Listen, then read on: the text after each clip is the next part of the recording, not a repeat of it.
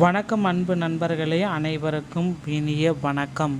இன்றைக்கி நம்ம இந்த ஒரு வீடியோவின் வாயிலாக எதை பற்றி பார்க்க போகிறோம் அப்படின்னு பார்த்தீங்கன்னா, விவசாய பயிர்க்கடன் தள்ளுபடி இந்த அறிவிப்பு எப்பொழுது நமக்கு வெளியிட போகிறாங்க.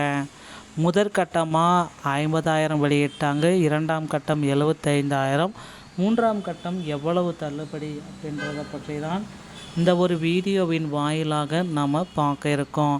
நீங்கள் நம்முடைய சேனலை முதல் முறையாக பார்க்குறீங்க அப்படின்னா மறக்காமல் ஒரு சப்ஸ்கிரைப் அண்ட் பெல்லை கிளிக் பண்ணி வச்சுக்கோங்க.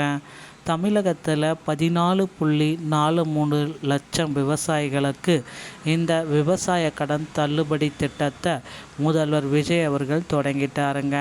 ஸோ கடந்த ஜூன் 15ஆம் தேதி இரண்டாம் கட்ட பட்டியலை வெளியிட்டார். வரக்கூடிய ஜூலை 15ஆம் தேதி மூன்றாம் கட்ட பட்டியலை வெளியிடுவார் அப்படின்ற நம்பிக்கையோடு நாம் இருக்கோம்.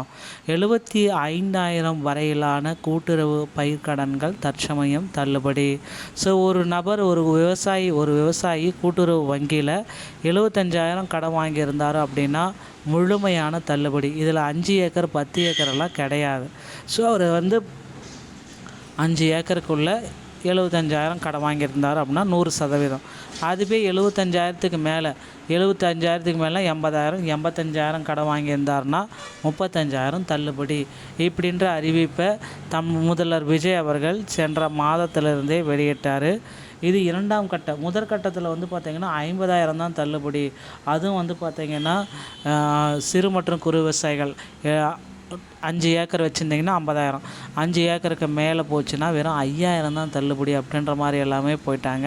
ஸோ அதை திருத்தப்பட்ட பட்டியலை முதல்வர் விஜய் ஜூன் 15ஆம் தேதி வெளியிட்டார். ஸோ மேலும் இந்த ஜூலை 15ஆம் தேதி மூன்றாம் கட்ட பட்டியல். ஸோ எப்படி இதெல்லாம் மாற்றி அமைக்கலாம்? மக்கள் விவசாயிகள் அங்கங்கே போராடிட்டே இருக்காங்களே, விவசாயிகளுக்கு ஒரு நல்ல செய்தியை நம்ம கொடுப்போம்.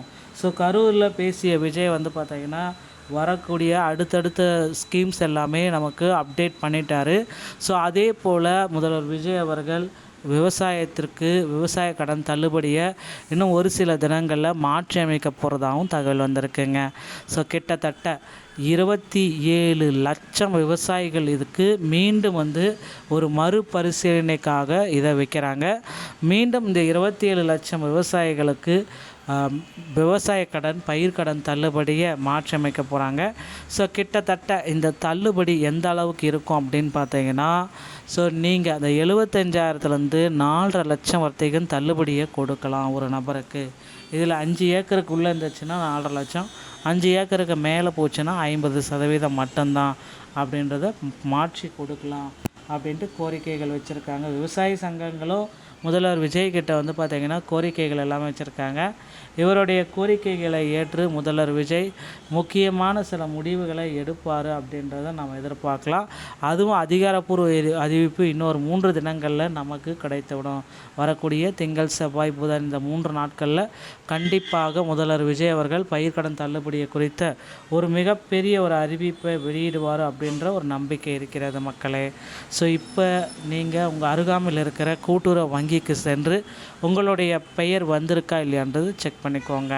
ஸோ பயிர்க்கடன் தள்ளுபடி அப்படின்னு பார்த்தீங்கன்னா தள்ளுபடி கிடைக்காத நபர்கள், ஸோ கூட்டுறவு வங்கி ஊழியர்கள் மற்றும் அவர்தம் குடும்பத்தினர், அரசு பணியில் இருப்பவர் மற்றும் அவர்தம் குடும்பத்தினருக்கு இந்த பயிர்க்கடன் தள்ளுபடி கிடையாது.